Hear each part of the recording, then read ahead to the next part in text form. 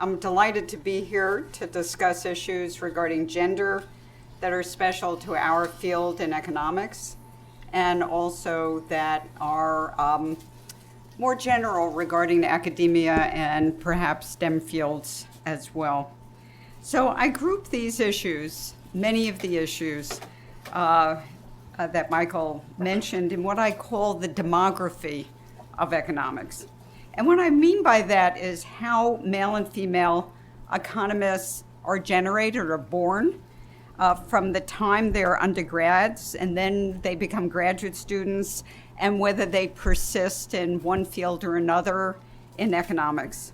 And so I know that you're thinking in your head, well, she's just talking about this thing called a pipeline.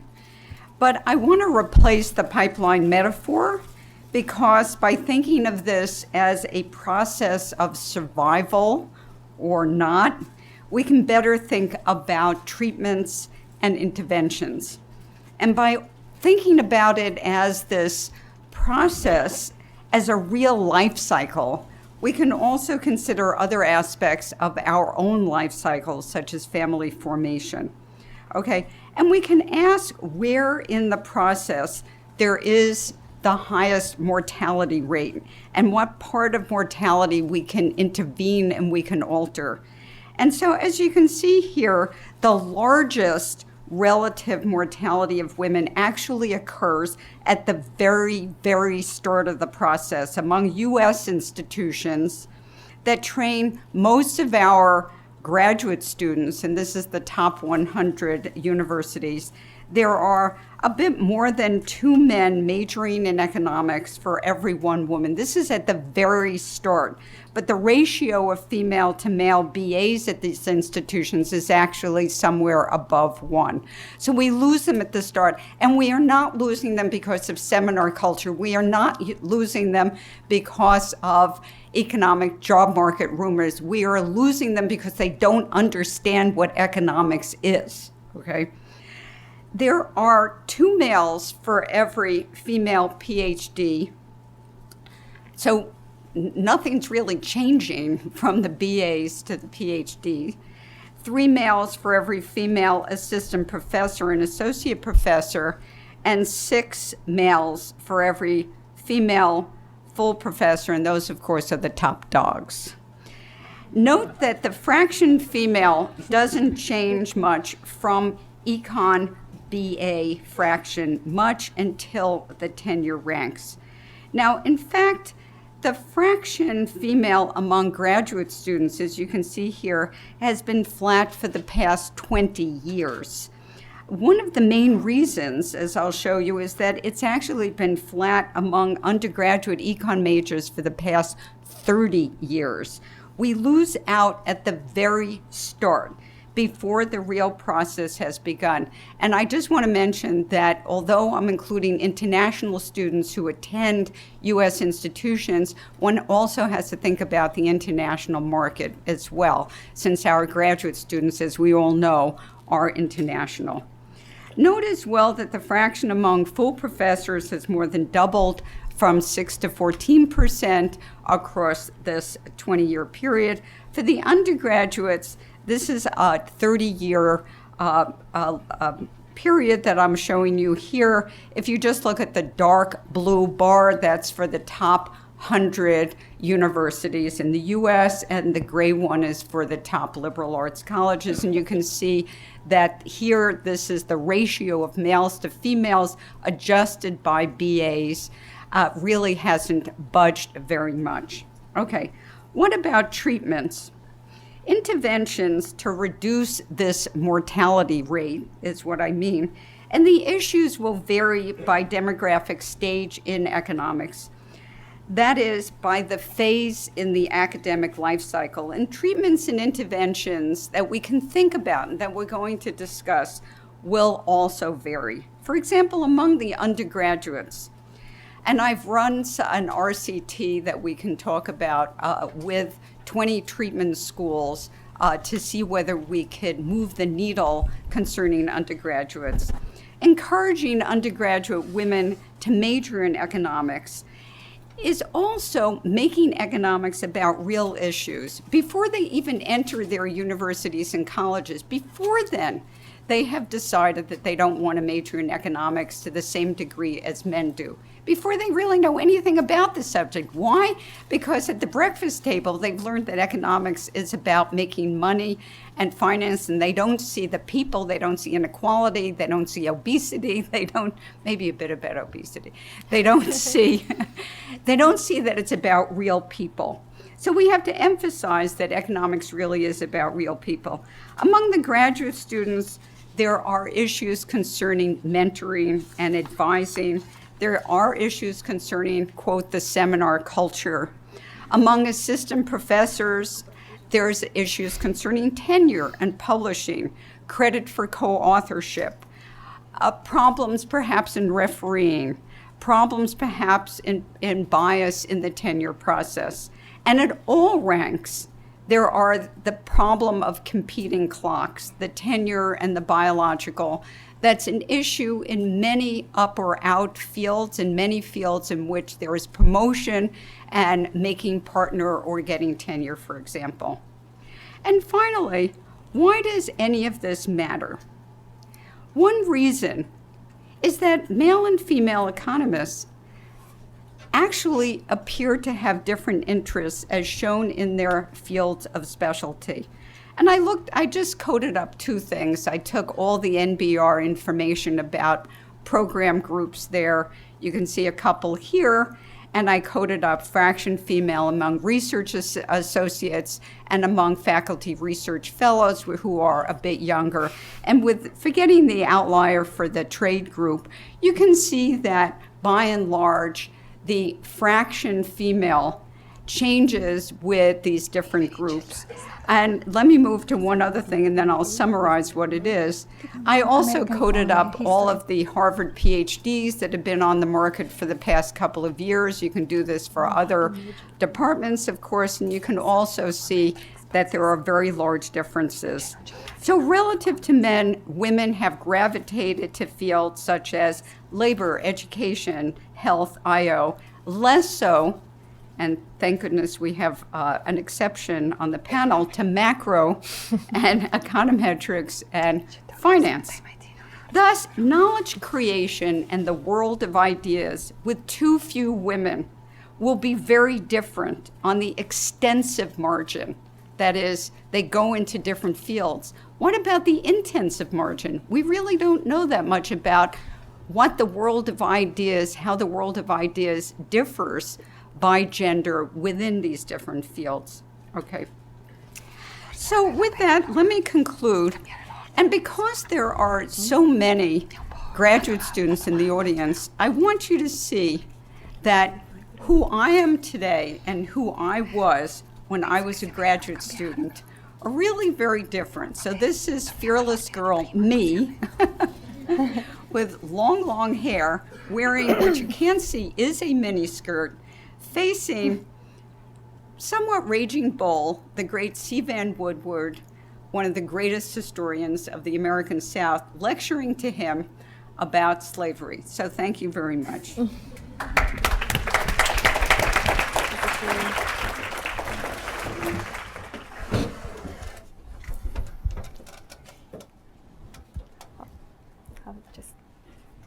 Thank you so much, Claudia, for this presentation. And I have to say that many of these facts were actually new to me, and I thought I had done some reading on the matter, and yet I certainly learned a lot.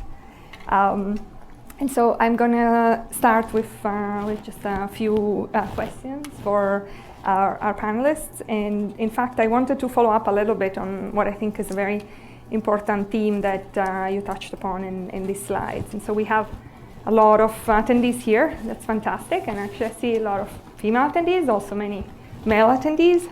And so my question is basically, why should all of us care about female representation and equal treatment in the economics profession? Is this primarily an issue of equal opportunity? Obviously, that's very, very important to begin with. So this is mostly about equity. We love our job and we want to make that open to as many deserving people as possible? Or is this also about the quality and the type of research that could be produced? So is this an efficiency question, and as such should interest all groups? And Claudia, if you don't mind starting, since you already... Sure, thanks. I'll be very brief because I touched on it, and it's pretty clear that at least the way things are right now, men and women are specializing in different fields. Whether this will continue, whether there are tipping points in various fields, I don't know. I also don't know, that's as I said, the extensive margin. The world of ideas would be very different if there were too few women. But in addition, we don't know about the intensive margin. We don't know whether the topics and the ways in which we work on these topics and the methodologies right now are different, and it would be very interesting for someone to do an extensive study of this. And of course the other part, so that would have to do with productivity. But the other part, it goes without saying that the way we treat any group in society is the way we are asking to be treated ourselves. So, Veronica? So I totally agree with Claudia, but on the productivity side, I would add it's not only about differences in approaches or differences in interests, which they may well be exist and may be very important, but I think it is also true that we may just miss on talents, because if there are talented women that do not have the environment where they feel comfortable so that they can reach their potential, productivity may be lower in the field. And there is in this regard a very interesting work by my colleagues Eric Hurst, Chang'an She, and co-authors that show that TFP has probably grown lately a lot, also thanks to the larger access of female to labor participation. So I think that something similar may be true in economics as well. Thanks.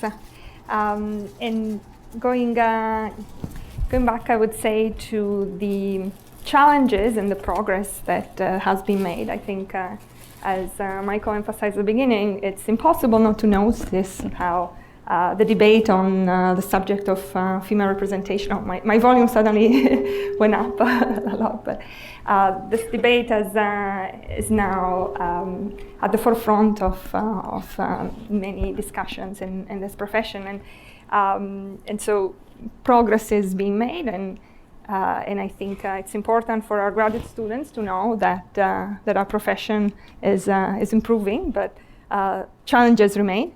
And so I was hoping that maybe starting with Veronica and then moving on with Claudia, you could tell us about what you have observed as a personal observation over the course of your career in terms of what the experience for representation and equal treatment of women in the profession has been.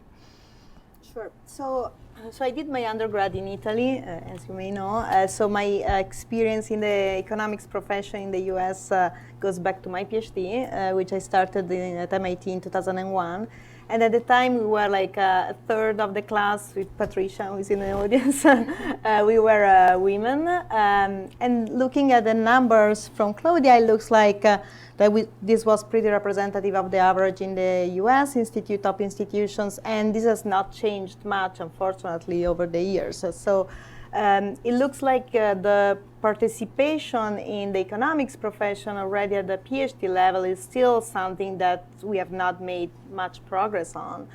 What is a little also, very important, I think, and there it looks like from the numbers we are starting making some progress, is when we go on in our career, how far advanced women are going in their professional career. And unfortunately, it looks like from the data that there is a big lag between how many PhD women, what's the share of PhD that are women, and what's the share of assistant professor that are women, and even lower, how many of those become full professor or associate with tenure and then full professor. So there is a big gap between this number, and I think this is about treatment, and clearly this is something that is very important and troublesome. But these numbers have been improving over time. So, I mean, I think I've seen that in my experience as well. I think there are more women now than when I started in the profession, but we're still lagging behind.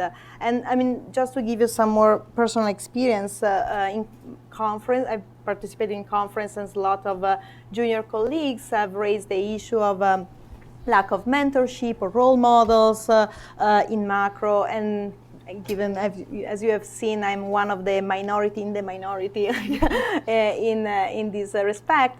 And so we decided together with Alessandra Fogli, who is at the Minneapolis Fed, and Marina Zimonti, who is at Stony Brook, we decided to organize a conference for women in macro.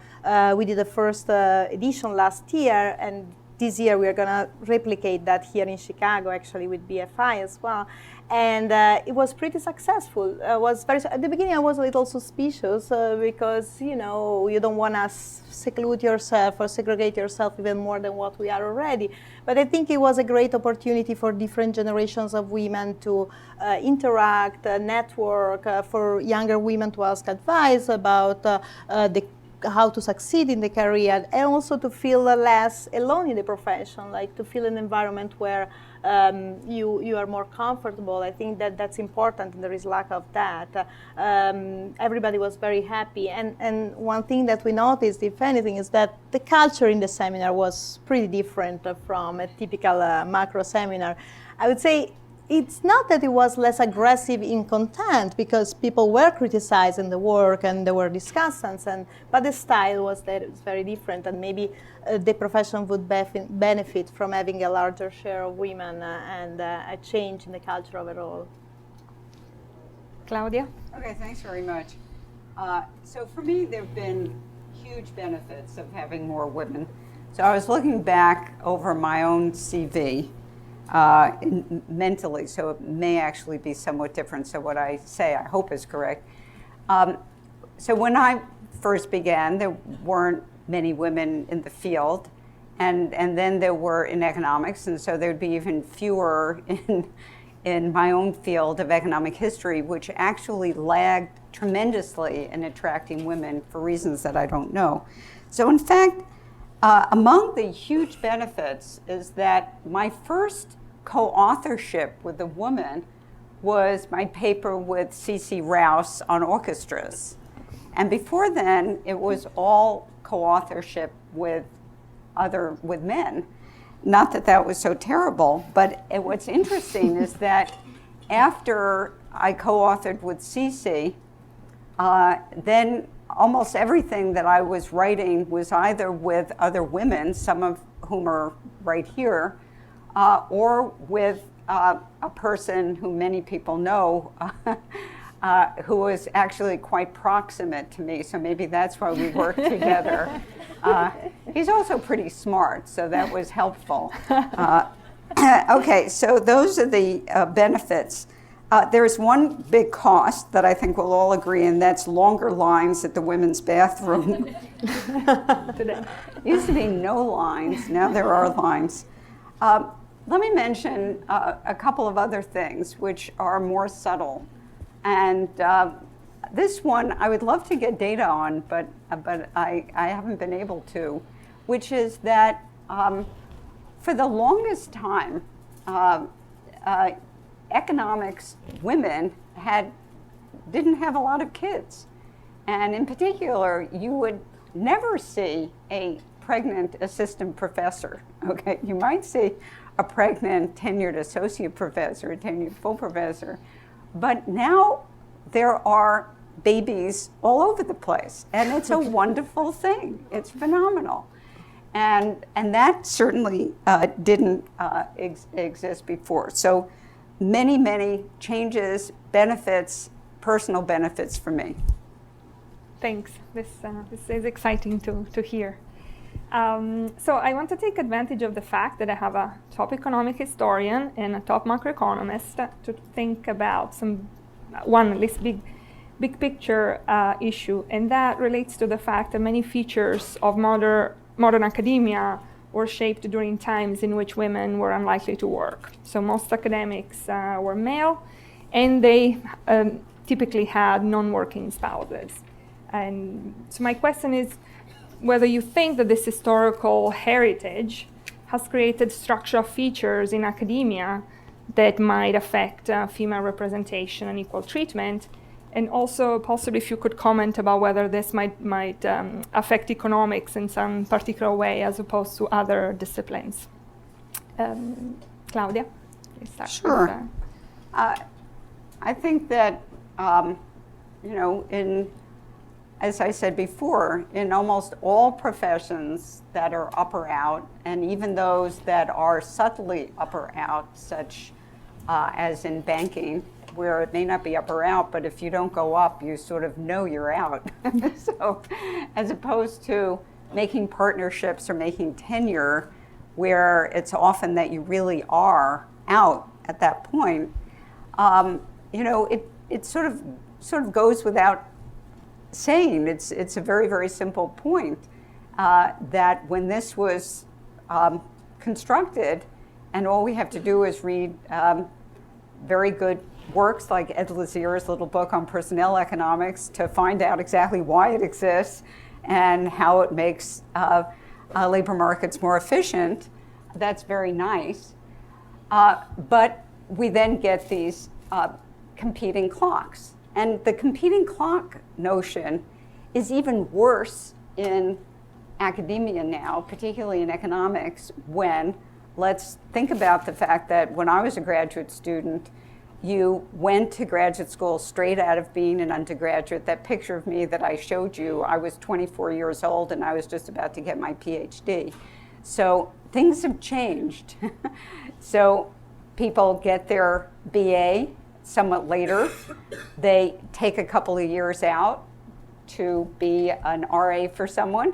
They then go and get their PhD, which no longer takes 4 years for some reason.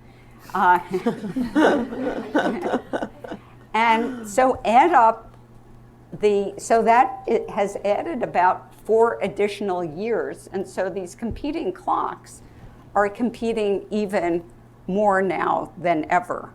And so that means that what once made a lot of sense now doesn't make sense, and it's even worse.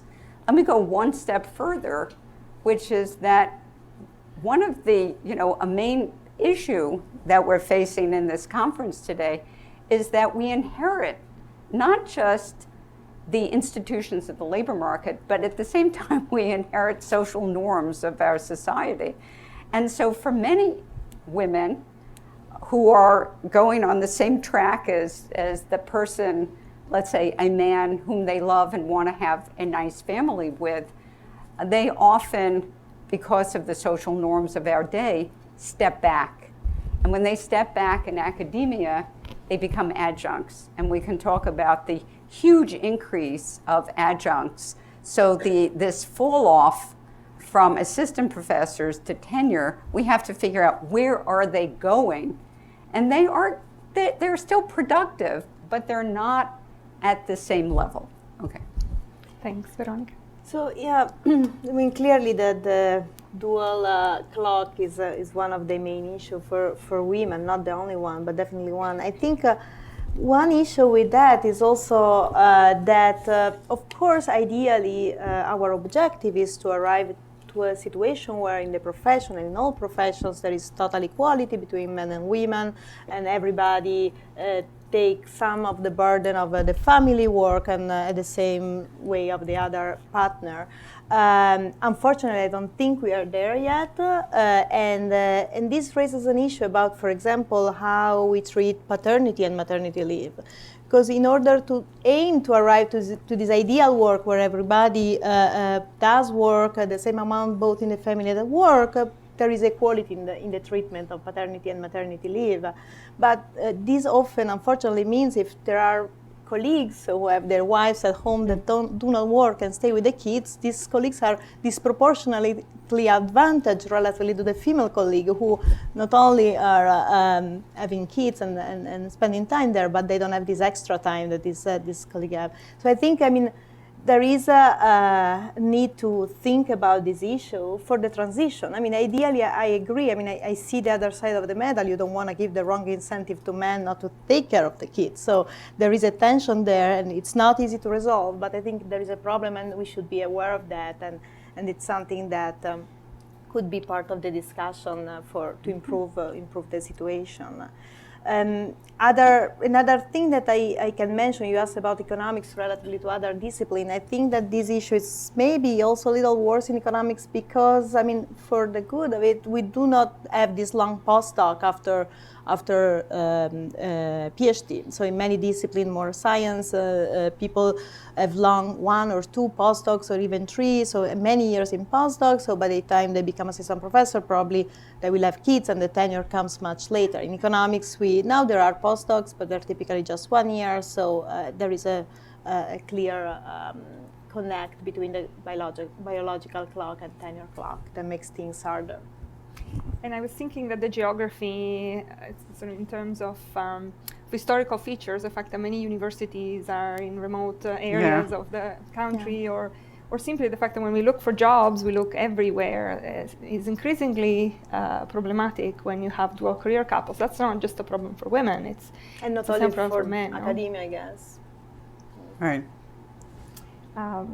Thanks. No, this was great. The joke that I told in our phone conversation was that Morty Shapiro, who is now the president of Northwestern, when he was president of Williams, had said to many people, he said to me, "We at Williams have trouble attracting only 2 kinds of people, married and single."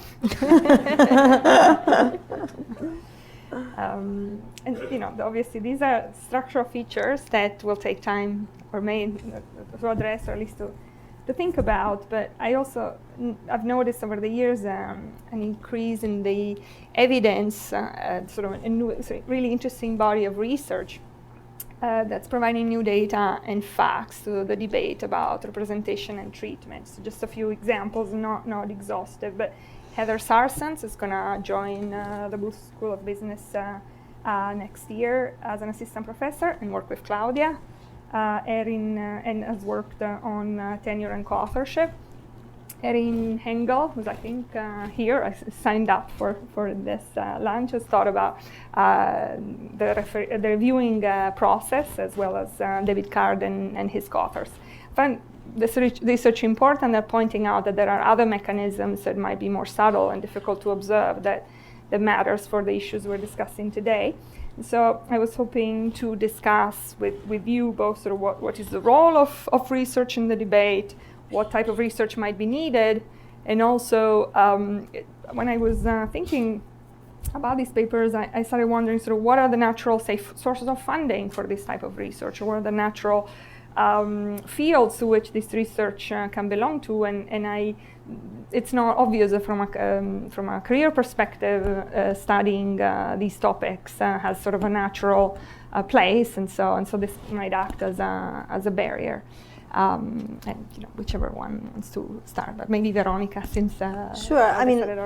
Claudia, I think, is going to have much more to say on that because she has worked on the topic. I work on different topics in macro, but I've seen this proliferation of research on the women issue, and I found it very helpful and useful to think about the issue, and also to increase awareness of the problem in the profession. I think where probably I would see some advantage of having more work on the topic is more like in policy proposals to try to improve the situation. So I don't know much the area, but I think that would be extremely helpful. And I think given, that in the last few years there's been, I feel all departments, all universities are much more sensitive to the topic and are aware of the issue. I think that funding should not be a problem, and there should be a lot of attention to this type of research. Certainly.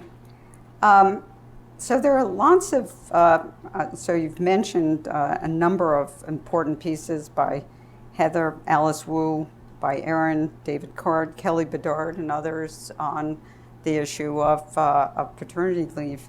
So it doesn't seem to me that that these papers have been ignored. I mean, it may be that there are a number of papers that we don't know of that have been ignored, but it does seem as if we are interested in being better and being perceived as better. In terms of funding, so I've been running an RCT concerning how to get more women to major in economics as undergraduates. So the idea isn't to necessarily increase the number of majors in economics in total, but the idea is to inform. That it's my sense in doing this project on undergraduates that women aren't majoring in economics not because they can't, not because there's a math problem, but because they don't know what economics is about. And we have problems in conveying what economics is. I mean, just the next time you take a Lyft or an Uber, just ask your driver what economics is. and you'll discover that it's very different from the economics that we do. So how can we convey what economics is and who is perverting the notion about what economics is? I mean, all of us who occasionally will go to some party and meet someone who's not in our field and they find out that we do, there's one of two comments. Number one, they will admit to having done poorly in economics. Why they have to admit that to us, I don't know, because I really don't care, okay?